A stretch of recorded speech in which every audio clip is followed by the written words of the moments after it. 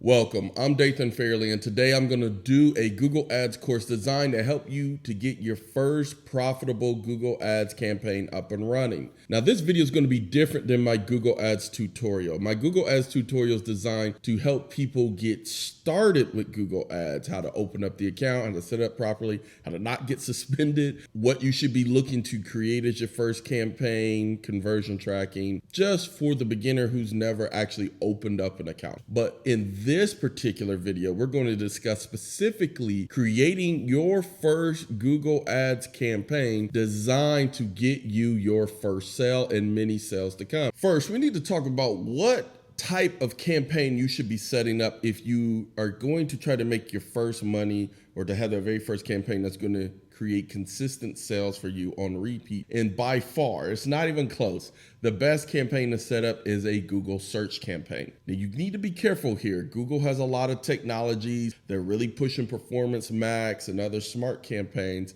that can potentially generate sales for you. But here's the problem. Those campaigns are not necessarily designed to be cost efficient, right? So if you don't know, I'm the creator of Google Ads on a Budget, and I'm all about teaching business owners how to actually create Google Ads accounts and Google Ad campaigns that make money for those who don't have wads of cash to burn on, clicks that just, quite frankly, really don't have a shot at making a sale. Performance Max and some of these other ones are really a big data operation. Right? You spend a lot of money to allow their AI algorithm to find where people are.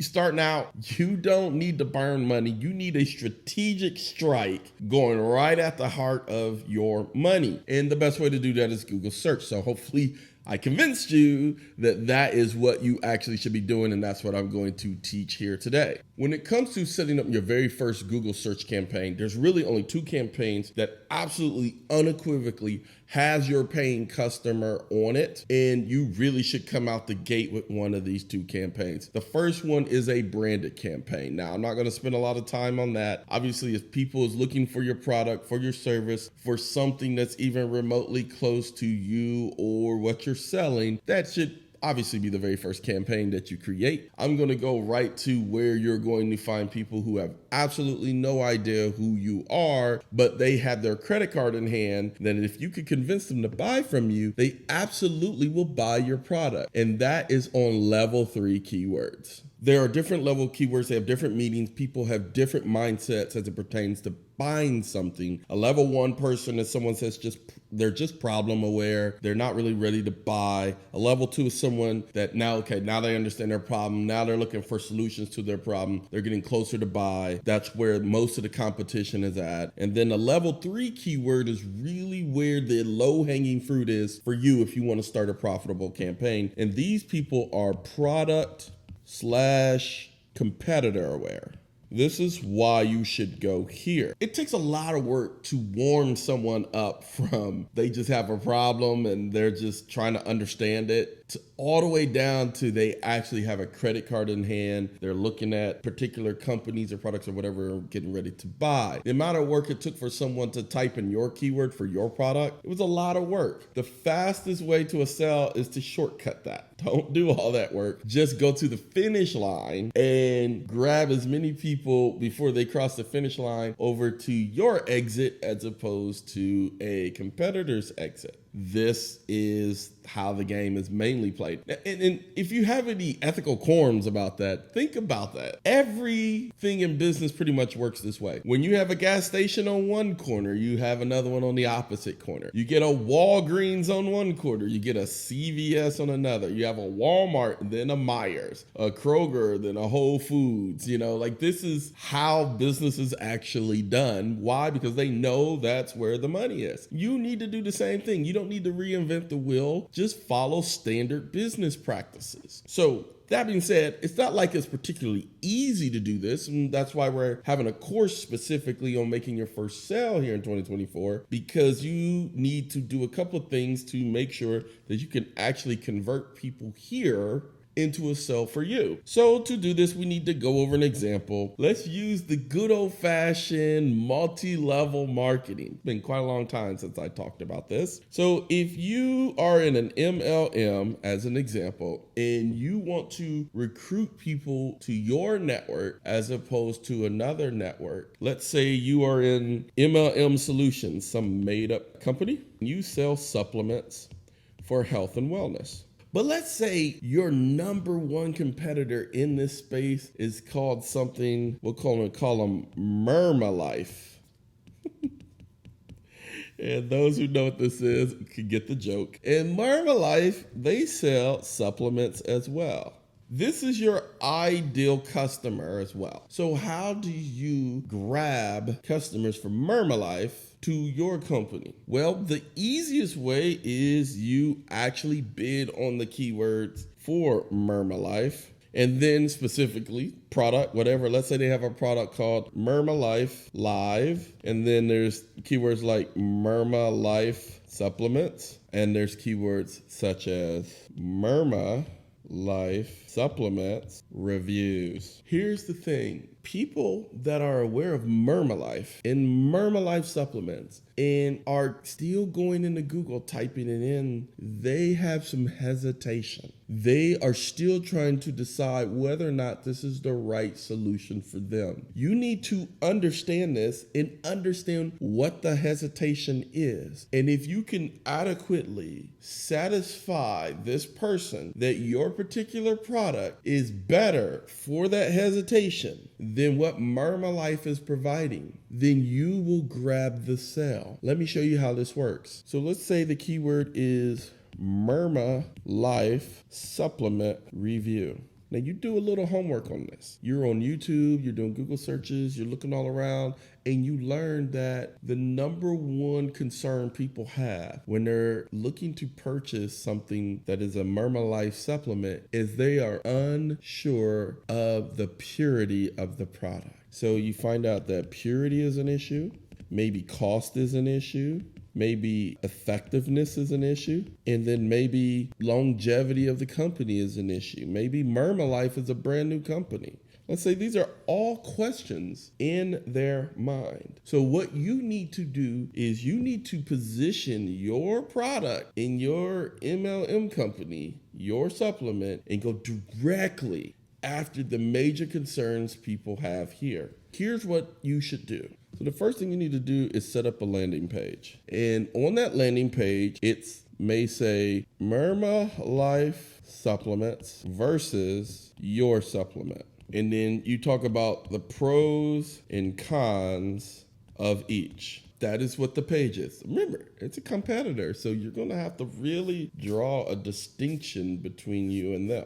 So guess what the items are going to be? So first and foremost, you're going to talk about one, purity. And here's the deal. If you guys are the same in purity, and it's hard to quantify what is the same. I mean, how do you quantify that? You're not scientists. What you need to do is draw out things about your product that sound better than the other person's and list it as a positive.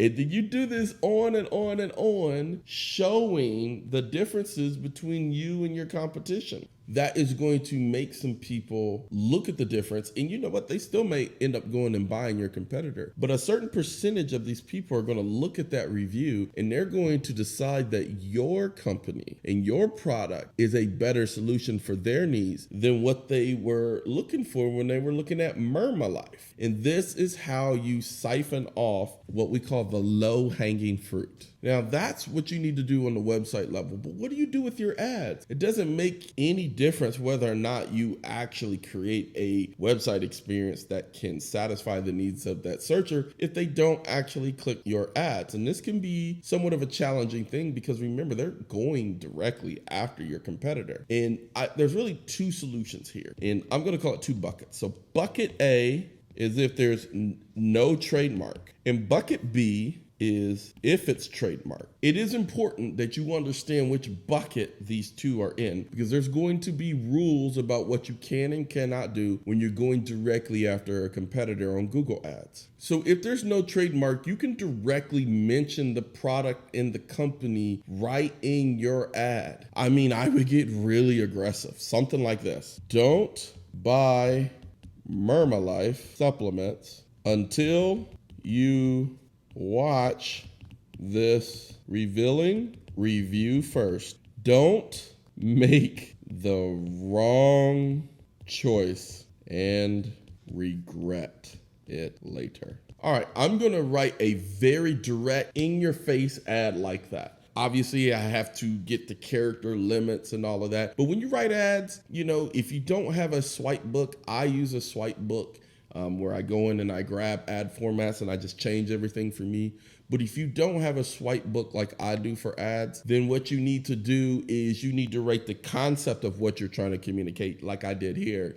And then you need to edit it into headlines and into descriptions. All right, when you write an ad like this, you better deliver on a landing page. But this will absolutely stop people in their tracks. Click-through rates will probably be around 40, 50, 60, 70%. I've had click-through rates as high as 80% on ads like these. But this will definitely get the volume coming in. And if you do a great job on the comparison, you will generate sales almost instantly. All right, let's talk about B if everything is a trademark term. If your competitor terms are trademarked, then you cannot use their terms in your ads. What you have to do instead is draw more on just the issues of what the people are coming there for and leave the trademarks out of it. In this particular case, I would write an ad that speaks more to the balance of evaluating the right decision. You need to put emotion in there to get them to stop, but you cannot be as aggressive as I was in the previous ad, because you won't be able to mention what you're really saying. And so it's going to sound a little weird if you don't ever mention the trademark. So here's the alternative, something that really stops them in the track without violating the trademark. First, you need to target specifically why people are interested in that particular supplement. What exactly is the hook of what the supplement is supposed to help the person do? Let's say this particular supplement is an appetite suppressant. So people can experience weight loss with this particular class of supplements. You want to speak directly to that to draw people over to your supplement. So I would write an ad that sounds something like this: top 5 weight loss supplement review. We tested and ranked the top 5 selling weight loss supplements on the market. Most didn't work. See which ones actually did. This is a concept. So I would normally grab my swipe book and pull from that and to take this concept and actually write it into 5 headlines and 4 descriptions on Google search for a responsive ad. But if you take this, then you can actually write a good ad. And again, on the landing page, you have to deliver on this, all right? So then I'm gonna have to find 5 supplements that are in the market that are considered one of the top. And here's the thing, what's top? Top is whatever you decide top is. You can have your own criteria for what you want to measure. But here's the thing, make sure you pick criteria that you're going to win in. You don't want to pick criteria you're not going to come out on top. Remember, people are trying to make a decision about which one they want to buy, and you're trying to draw differences between you and your competition so that a percentage of those people will choose you instead of your competition. Now, next, you need to make sure you have the proper keyword match type. We have exact match, phrase match, and you have broad match. And I'm going to tell you right now, you're not doing broad match. Just throw that out the window. So now you're looking at phrase and exact match. In this particular case, I encourage you to use exact match. Phrase match has its uses a little bit later when you're expanding to try to find more keywords that particularly work. But in the very, very beginning, the lowest of the lowest of the lowest fruit, use exact match type. That way you can be very efficient with your spending, and then you can make the proper adjustments to your landing page, to your ads, to make sure that it's tweaked just right to convert those people coming in. Which brings me to my last point, converting those people coming in. It doesn't matter if you do a proper direct comparison, doesn't matter if you write a killer ad that clicks like crazy. If you don't have the proper website structure to convert those people and using all the best practices, then you're going to put a lot of effort in on something that maybe has significantly less sales than it should. And this is why, and I mentioned this before, books like these are important. Russell, you're getting another free plug. Unbelievable. I need to get paid for this. 108 proven split test winners. The great thing about this book is it's full of funnels and landing pages and ways to take people through a process. And he even tested headlines and colors and, my goodness, how to do upsells or whatever. And he tells you percentage wise, when he made this change versus this one, what it actually did to his sales. So you need a book like this to learn how you should actually structure the landing page and structure how people might go from this head-to-head comparison onto actually buying your product and what that transition looks like, what that copywriting looks like, what that colors and layout, all that looks like, to ultimately help you get all the sales that you absolutely deserve. And that's it. I know you're probably looking for something really complicated for a course to make your first sales on Google Ads, but it really can be that simple to get started with your first profitable campaigns. If you're not aware, I have a course called Google Ads on a Budget. Yes, Google Ads on a Budget is designed for anyone that has a shoestring budget, but they need to start making sales and they can't afford to waste money on clicks that don't produce a profit. In there, I have just hours of content. Every single week, I'll be uploading 5, 6, 7 hours of content, maxing out my server, okay, to deliver it to you. And I'm running a special right now at the time of this video here in February 2024. It's $1. That's right. $1 to get access to this full course of Google Ads on a Budget. It's my best work possible. Unfortunately, my server only allows me to upload 6 hours a week into my server. Thank you, Vimeo. But nonetheless, every single week, you're going to get 6 hours of fresh, awesome content that's going to help you understand Google Ads like none other. And on top of that, you're going to be building your account as efficiently as possible. And people are going to think you're cheating getting the cost for your sales that you're getting, because it just doesn't seem possible in today's environment, but it absolutely is, to make Google Ads work on a budget. I'll put the link down in the description. Hopefully I see you in that course and in the next training video that we have. See you till next time.